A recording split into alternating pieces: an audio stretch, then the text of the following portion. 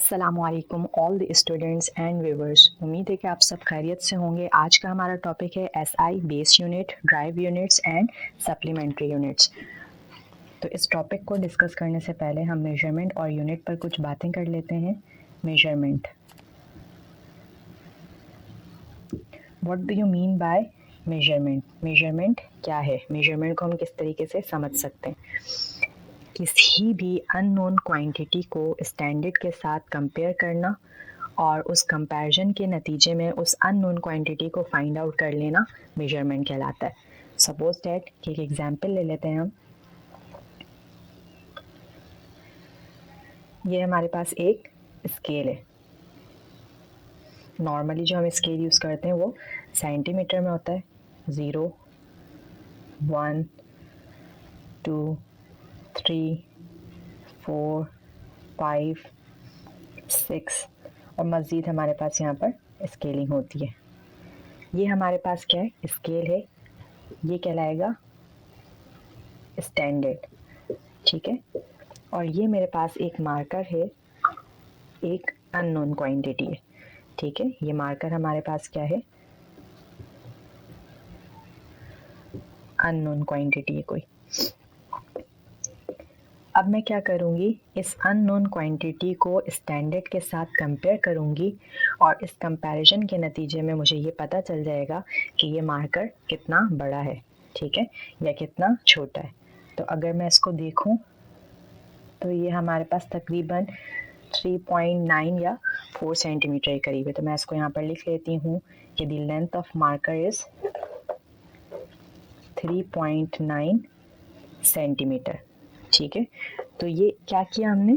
Standard से unknown quantity को compare किया और उस अननोन क्वांटिटी को फाइंड आउट कर लिया। ये प्रोसेस क्या कहलाता है? मेजरमेंट। नेक्स्ट यूनिट की बात कर लेते हैं हम। यूनिट क्या होते हैं? किसी भी फिज़िकल क्वांटिटी की मेजरमेंट को ज़ाहिर करने के लिए हमें यूनिट्स की ज़रूरत पड़ती है। यूनिट्स जो हैं किसी भी फिज़िकल क्वांटिटी की मेजरमेंट को ज़ाहिर करने के लिए बहुत ज़रूरी हैं। इसी एग्जांपल को मैं पिक करती हूँ कि the length of the unknown quantity या the length of the marker is 3.9 centimetre. अगर मैं यहाँ पर ये यूनिट मेंशन ना करूँ, सेंटीमीटर अगर मैं मेंशन ना करूँ, सिर्फ 3.9 रहने दूँ, तो आप हमेशा कंफ्यूज रहोगे कि मार्कर की लेंथ मैंने किस में मेजर की थी, सेंटीमीटर में की थी, मीटर में की थी या मिलीमीटर में की थी। तो यूनिट क्या करते हैं? किसी भी फिज़िकल क्वांटिटी की जो मेजरमेंट में कंफ्यूजन होती है उसको क्लियर कर देते हैं, इसलिए जो है यूनिट ज़रूरी होता है। अब मैं यहाँ पर लिख रही हूँ मीटर, किलोग्राम, सेकेंड। अब अगर मैंने यहाँ पर मीटर लिखा है तो आपको ये बात समझ में आ रही होगी कि ये किसकी यूनिट है? लेंथ की।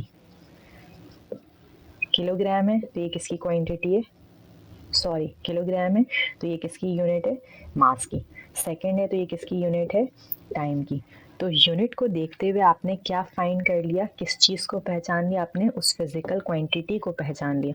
तो मीटर से आपने फिज़िकल क्वांटिटी आइडेंटिफाई कर ली कि हम लेंथ की बात कर रहे हैं। जब किलोग्राम आपने लिखा हुआ देखा तो आपने ये आइडेंटिफाई कर लिया कि हम मास की बात कर रहे हैं। जब आपने सेकंड लिखा हुआ देखा तो आप ये बात समझ गए कि हम किसकी बात कर रहे हैं? टाइम की बात कर रहे हैं। तो यूनिट से हम किसी भी फिज़िकल क्वांटिटी को आइडेंटिफाई कर सकते हैं, पहचान सकते हैं। तो यूनिट अगर किसी वैल्यू के साथ लिखी हुई हो तो उससे हम उस फिज़िकल क्वांटिटी को पहचान सकते हैं और हम ये भी पहचान सकते हैं कि वो किस सिस्टम ऑफ यूनिट में एग्जिस्ट कर रहा है। अब इसी तरीके से मैं लेंथ की ही बात करूँगी। लेंथ की हमारे पास डिफरेंट यूनिट होती है। लेंथ की यूनिट मिलीमीटर भी हो सकती है, सेंटीमीटर भी हो सकती है, मीटर भी हो सकती है, किलोमीटर भी हो सकती है, माइल्स भी हो सकती है और लाइट ईयर भी हो सकती है। ये सब यूनिट किसकी है? लेंथ की।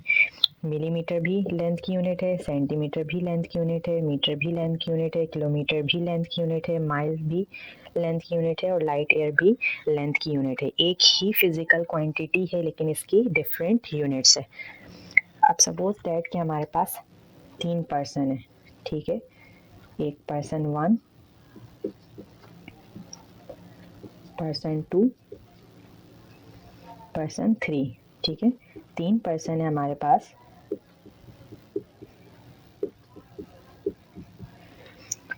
इस पर्सन ने लेंथ की स्टडी की है मिलीमीटर में, इस पर्सन ने लेंथ की स्टडी की है सेंटीमीटर में, और इस पर्सन ने लेंथ की स्टडी की है मीटर में। ठीक है, अब ये तीनों एक ग्रुप स्टडी करेंगे और उसमें अपनी बात एक दूसरे को समझाएंगे। तो जब ये ग्रुप स्टडी में आएंगे तो पहला पर्सन अपनी जो भी एक्सप्लेनेशन होगा उसको बिल्कुल सही एक्सप्लेन कर रहा होगा, लेकिन मिलीमीटर में रहते हुए कर रहा होगा। तो इसकी बात को सेकंड पर्सन और थर्ड पर्सन अंडरस्टैंड नहीं कर पाएंगे क्योंकि इनका सिस्टम ऑफ यूनिट डिफरेंट है। फिर सेम इसी तरीके से सेकंड पर्सन अपनी बात को एक्सप्लेन करेगा सेंटीमीटर में, लेकिन वो फर्स्ट और थर्ड पर्सन नहीं समझ पाएंगे। इसी तरीके से थर्ड पर्सन अपनी बात को एक्सप्लेन करेगा मीटर में, लेकिन उसको फर्स्ट और सेकंड पर्सन नहीं अंडरस्टैंड कर पाएंगे। क्यों? क्योंकि इनका सिस्टम ऑफ यूनिट डिफरेंट है। तो ये प्रॉब्लम जो है वो साइंटिस्ट के साथ भी होते थे कि जब वो कोई रिसर्च करते थे और पूरी दुनिया में अपनी बात को बताना चाहते थे, कन्वे करना चाहते थे, तो वहाँ पर डिफरेंट सिस्टम ऑफ यूनिट्स की वजह से एक दूसरे की बात को समझने में प्रॉब्लम होती थी, वहाँ पर कम्युनिकेशन गैप आ जाता था। तो इस प्रॉब्लम को रिजॉल्व करने के लिए एक कॉन्फ्रेंस की गई और उस कॉन्फ्रेंस में फिज़िकल क्वांटिटीज़ को उनके स्टैंडर्ड यूनिट्स प्रोवाइड कर दिए गए। उस स्टैंडर्ड यूनिट्स को हम कहते हैं SI units, system international unit या इंटरनेशनल सिस्टम ऑफ यूनिट्स कहा जाता है। ठीक है, तो यही SI बेस, SI ड्राइव और SI सप्लीमेंट्री यूनिट्स को हम आज स्टडी करेंगे।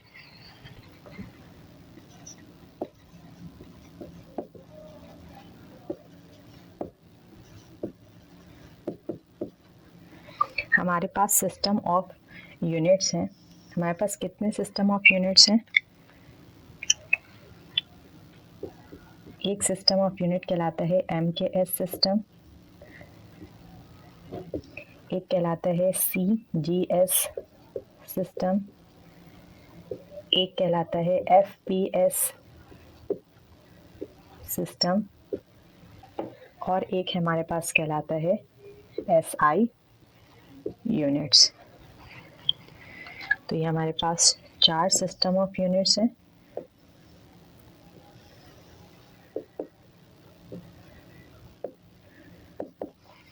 देखो, MKS, M का मतलब है मीटर, K का मतलब है किलोग्राम, और S का मतलब है सेकेंड। तो ये हमारे पास MKS सिस्टम एक ऐसा सिस्टम है जिसमें लेंथ को हम मीटर में, मास को किलोग्राम में और टाइम को हम सेकंड में मेजर करते हैं। तो इस सिस्टम ऑफ यूनिट को MKS सिस्टम कहा जाता है। नेक्स्ट हमारे पास ये C सेंटीमीटर, G ग्राम और S सेकंड। हमारे पास एक ऐसा सिस्टम है जिसमें लेंथ को हम सेंटीमीटर में, मास को ग्राम में और टाइम को हम सेकंड में मेजर करते हैं, इसलिए इस सिस्टम को CGS सिस्टम कहा जाता है। इसी तरीके से हमारे पास यहाँ पर है फुट, पौंड, सेकंड, और हमारे पास लास्ट सिस्टम है जिसको हम SI यूनिट्स कहते हैं। SI यूनिट्स में हमारे पास 3 यूनिट्स होते हैं। एक होता है बेस यूनिट, एक होता है drive unit. Base units, drive units और सप्लीमेंट्री यूनिट्स। SI यूनिट्स में हमारे पास 3 यूनिट्स होते हैं, base unit, drive units and supplementary units. इसको अब हम डिस्कस करेंगे। आज का हमारा टॉपिक ये है। इस टॉपिक को स्टार्ट करने से पहले आप लोगों को फिज़िकल क्वांटिटी का कॉन्सेप्ट तो पता होगा। अगर नहीं पता है तो मैं ऐसे रिव्यू करवा देती हूँ आपको। फिज़िकल क्वांटिटी में हमारे पास 2 क्वांटिटीज़ होती हैं।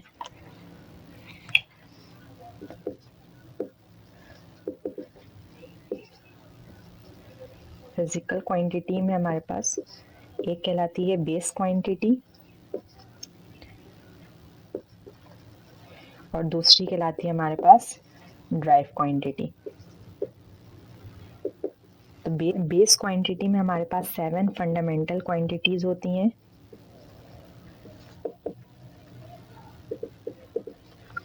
ड्राइव क्वांटिटी क्या होती है? जब बेस क्वांटिटी से या फंडामेंटल क्वांटिटी से ड्राइव होकर बनी होती हैं या कॉम्बिनेशन ऑफ फंडामेंटल क्वांटिटी होती हैं, उसको हम क्या कहते हैं? Drive quantity. ठीक है, तो बेस क्वांटिटी की जो यूनिट्स होती हैं वो बेस यूनिट कहलाती हैं और ड्राइव क्वांटिटी की जो यूनिट्स होती हैं वो ड्राइव यूनिट्स कहलाती हैं। SI base unit,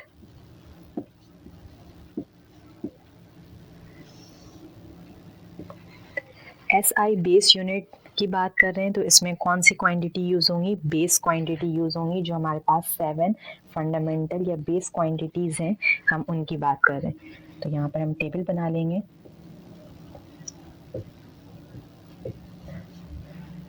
quantity, quantity का unit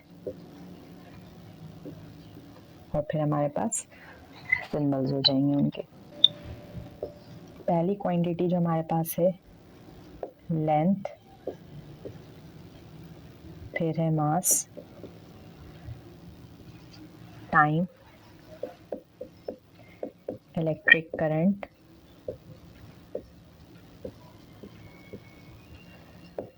temperature,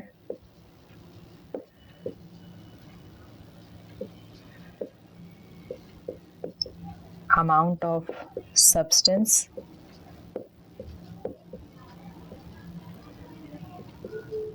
luminous intensity।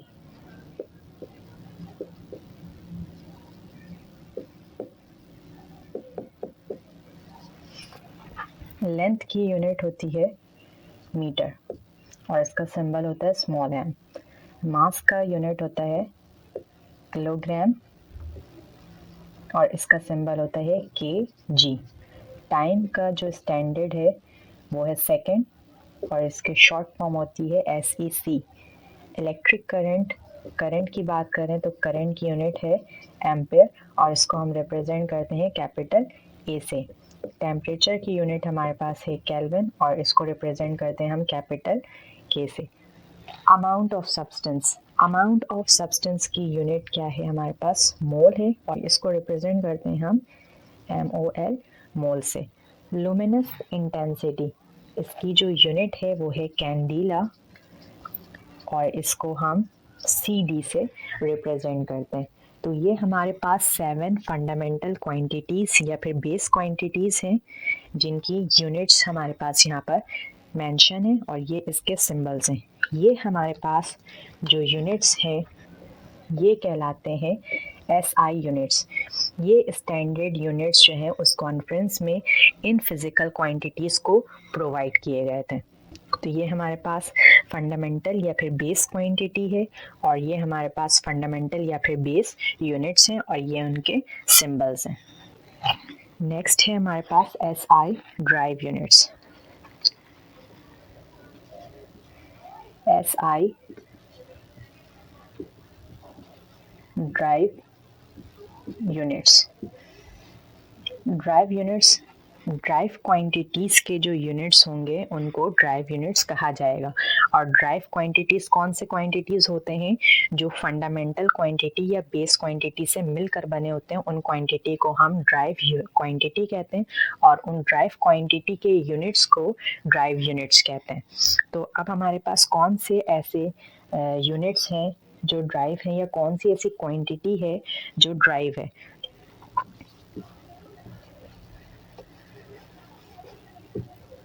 Quantity, units और सिंबल। ये हम एक टेबल क्रिएट कर लेते हैं और हमारे पास सबसे पहले जो क्वांटिटी है वो है हमारे पास वॉल्यूम,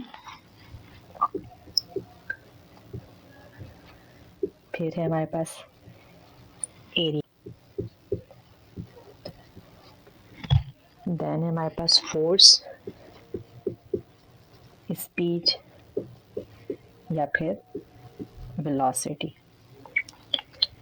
अब देखो बेटा वॉल्यूम, वॉल्यूम का अगर आपको फॉर्मूला याद हो तो वॉल्यूम का फॉर्मूला क्या होता है, V is equals to length into breadth into height. तो देखो ये फंडामेंटल क्वांटिटीज कंबाइन हो गई, 3 मरतबा मल्टीप्लाई हो रही हैं, तो इसका मतलब है कि ये हमारे पास एक ड्राइव क्वांटिटी है और इस क्वांटिटी के यूनिट को ड्राइव यूनिट कहा जाएगा। तो L बेसिकली क्या है, लेंथ, तो यूनिट मीटर, ब्रेथ भी क्या है, लेंथ मीटर, और हाइट भी क्या है, लेंथ है, तो इसकी यूनिट भी क्या होगी, मीटर। तो यहाँ से हमारे पास यूनिट क्या बनता है, मीटर क्यूब। तो इसको हम क्या कहते हैं, क्यूबिक मीटर कहते हैं। अगर हम वॉल्यूम को लिक्विड के फॉर्म में ले रहे हैं तो इसकी यूनिट हमारे पास लीटर होगी, अदरवाइज इसकी यूनिट जो है क्यूबिक मीटर होगी। क्यूबिक मीटर को हम किस तरह से रिप्रेजेंट करते हैं, इस तरह से, मीटर क्यूब, मीटर के ऊपर पावर 3 होती है। इसी तरीके से अगर एरिया, तो area is the combination of length into breadth, length की यूनिट मीटर और ब्रेथ की यूनिट भी मीटर, तो ये मीटर स्क्वायर हो जाती है।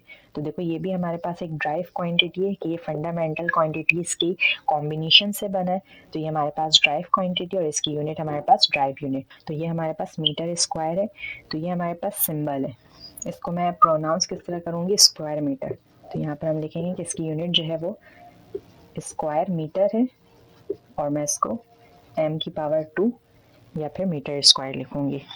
फोर्स, फोर्स आप लोग सबको पता है कि F is equals to ma, mass into acceleration. Mass का जो यूनिट है वो किलोग्राम हो जाएगा और एक्सेलरेशन का यूनिट मीटर पर सेकंड स्क्वायर, तो इसको न्यूटन कहते हैं। फोर्स की यूनिट को न्यूटन कहते हैं और न्यूटन बराबर होता है किसके, किलोग्राम मीटर पर सेकंड स्क्वायर के। तो यहाँ पर हम लिखेंगे फोर्स की यूनिट न्यूटन है और इस यूनिट को हम रिप्रेजेंट करते हैं कैपिटल M से। इसी तरीके से हमारे पास वेलोसिटी है या स्पीड है, तो वेलोसिटी का फॉर्मूला होता है डिस्प्लेसमेंट पर यूनिट टाइम। तो डिस्प्लेसमेंट डिस्टेंस है, इसकी यूनिट मीटर होगी और टाइम की यूनिट सेकंड होती है, तो मीटर पर सेकंड, तो मैं इसको लिखूंगी मीटर पर सेकंड और सिंबल की फॉर्म में लिखूंगी m/s। तो ये हमारे पास कुछ ड्राइव क्वांटिटीज थी जिनके यूनिट्स हमने यहाँ पर टेबल की फॉर्म में लिख दिए।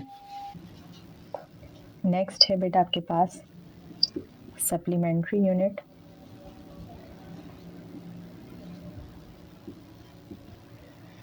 देखो सप्लीमेंट्री यूनिट्स कौन से यूनिट्स होते हैं, बेसिकली तो ये बेस क्वांटिटीज़ ही हैं, बेस यूनिट्स ही हैं, लेकिन इनको बेस यूनिट्स की कैटेगरीज में इंक्लूड नहीं किया जा सकता था क्योंकि ये ज्योमेट्रिकल यूनिट थे, तो इसको एक अलग कैटेगरी में डाला गया है और इस कैटेगरी को हम कहते हैं सप्लीमेंट्री यूनिट्स। सप्लीमेंट्री यूनिट्स में कौन से यूनिट्स होते हैं, हमारे पास 2 ज्योमेट्रिकल यूनिट्स हैं, उनको सप्लीमेंट्री यूनिट्स की क्लास में या कैटेगरी में रखा गया है।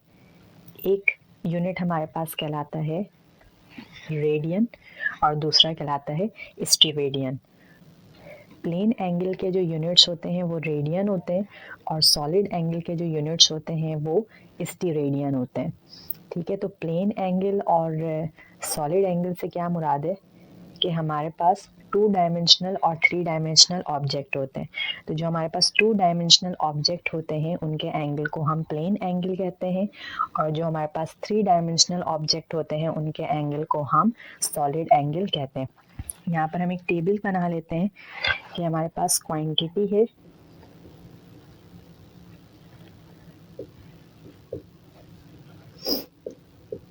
सप्लीमेंट्री यूनिट है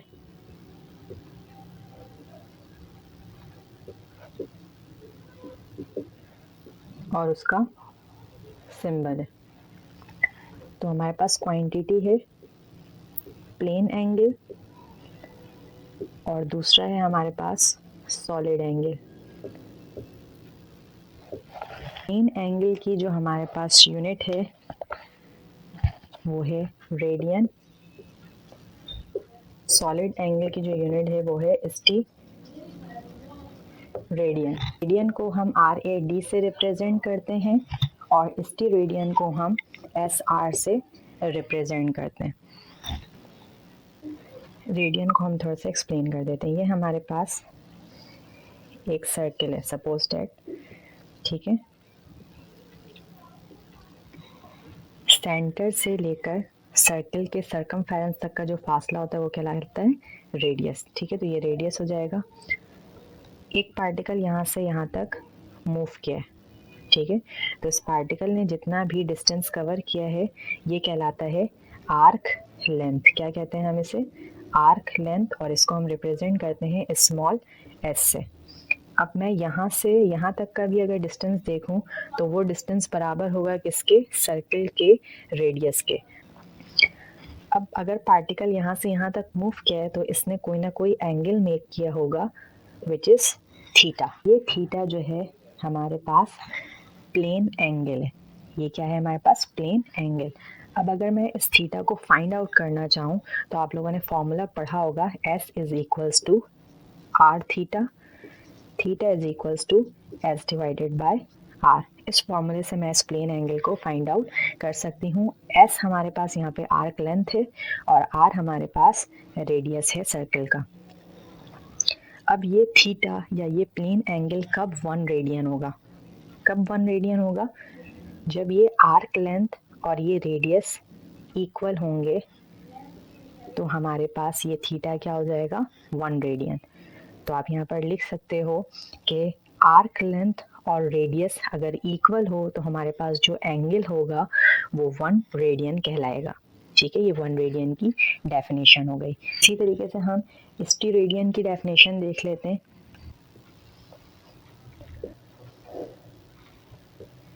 लेकिन स्टीरेडियन में हमारे पास 3 डायमेंशनल ऑब्जेक्ट होगा।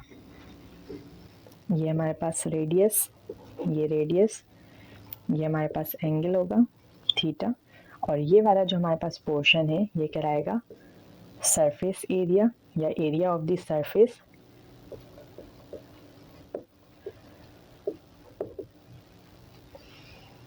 इसको हम रिप्रेजेंट करेंगे एस से।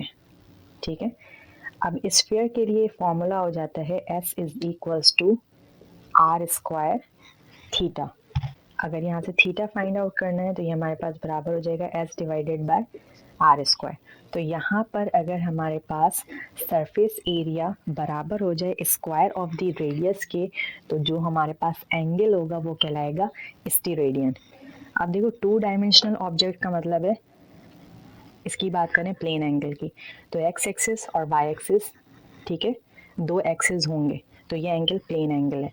लेकिन अगर हमारे पास 3 एक्सिस में कोई ऑब्जेक्ट एग्जिस्ट कर रहा है तो वो 3 डायमेंशनल ऑब्जेक्ट कहलाएगा और उसका एंगल स्टीरेडियन कहलाएगा हमारे पास। तो ये एक्स एक्सिस, वाई एक्सिस और ये अपवर्ड की तरफ भी आ रहा होगा, तो मैं इसमें स्फीयर कंसीडर कर सकती हूँ। अदरवाइज अगर आप बहुत ही ज़्यादा ऐसी एग्जाम्पल देखना चाहते हो जो आपकी नज़रों से गुजरी हो तो आसान सी एग्जाम्पल है वाटरमेलन।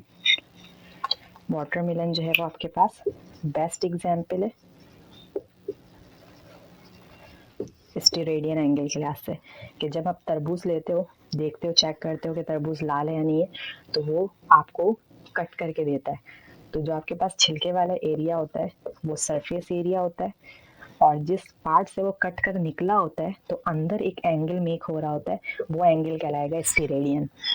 तो वाटरमेलन से भी आप स्टीरेडियन को या सॉलिड एंगल को समझ सकते हो। नेक्स्ट है आपके पास कन्वेंशन फॉर यूनिट्स। यूनिट्स के लिए फिजिक्स में कुछ कन्वेंशंस हैं जिसमें से सबसे पहले आपके कोर्स में जो डिस्कस हुआ है वो बेस यूनिट है। बेस यूनिट क्या है? हमारे पास जो 7 फंडामेंटल क्वांटिटीज़ हैं जिन्हें हमने डिस्कस किया था, length, mass, time, temperature, electric current, luminous intensity and amount of substance, ये हमारे पास बेस क्वांटिटीज़ हैं। इन बेस क्वांटिटीज़ के जो यूनिट्स हैं वो बेस यूनिट्स में आएंगे। ठीक है, नेक्स्ट है आपके पास प्रीफिक्स। प्रीफिक्स में ये मैंने एक टेबल बना दी, आप इसको नोट डाउन कर लीजिएगा अपने पास। ये हमारे पास फ्रैक्शंस का कॉलम है, ये हमारे पास प्रीफिक्स है और ये इनके सिंबल्स हैं। अब देखो कहीं पे भी हमारे पास 10 की पावर -1 है तो इसका मतलब है कि डेसी और इसका सिंबल डी होगा। 10 की पावर -2 सेंटी, इसका सिंबल सी होगा। 10 की पावर -3 मिली और इसका सिंबल स्मॉल एम है। 10 की पावर -6 माइक्रो, इसके लिए ये सिंबल है। ठीक है, 10 की पावर -9 नैनो, इसके लिए एन है। 10 की पावर -12 पीको, इसके लिए पी है। इसी तरीके से ये 10 की पावर -15 है, ये 10 की पावर -18, 10 की पावर -21, 10 की पावर -24, ये इसके प्रीफिक्स हैं और ये इसके सिंबल्स हैं। फिर ये हमारे पास एक और फ्रैक्शन का कॉलम है, ये हमारे पास प्रीफिक्स हैं और ये इसके सिंबल्स हैं। तो यहाँ पर हमारे पास पॉजिटिव पावर्स में जितने भी थे वो मैंने यहाँ पर लिख दिए और ये नेगेटिव पावर वाले 10 की पावर 1, 10 की पावर 2, 3, 6, 9, 12, 15, 18, 21 एंड 24 की पावर 6 तो इसके लिए मेगा कैपिटल M, 10 की पावर 9 तो गीगा इसके लिए G। तो ये टेबल आप नोट डाउन कर लीजिएगा बेटा अपने पास, जब हम लोग न्यूमेरिकल सॉल्व करेंगे तो हमें इसकी ज़रूरत पड़ेगी। जैसे कि मैं आप लोगों को बता दूं कि ये काम किस आएगा, जब हम कहीं पे कन्वर्जन कर रहे होंगे तो हमें ये चीज़ें हेल्प करेंगी। न्यूमेरिकल सॉल्व करते हैं SI यूनिट्स में, कि मुझे पता है कि लेंथ की जो SI यूनिट होती है वो क्या होती है, मीटर, जिसके लिए सिंबल यूज़ होता है स्मॉल m। लेकिन मुझे न्यूमेरिकल में कहीं पर लेंथ गिवन है और वो लेंथ 2 मिलीमीटर गिवन है, 2 मिलीमीटर। तो अब मुझे पता है कि मेरी जो SI यूनिट है वो मीटर है, तो मुझे इस मिलीमीटर को मीटर में कन्वर्ट करना होगा। तो मुझे पता है कि स्मॉल m का मतलब होता है मिली और मिली का मतलब होता है 10 की पावर -3। तो मैं यहाँ लिखूँगी 2 × 10 की पावर -3 और ये मीटर अपनी जगह मौजूद रहेगा। तो मिली की जगह मैंने उसकी पावर यहाँ पर पुट कर दी, तो ये हमारे पास SI यूनिट में शिफ्ट हो गया। ये टेबल इस तरह से हमारे लिए हेल्पफुल रहेगी।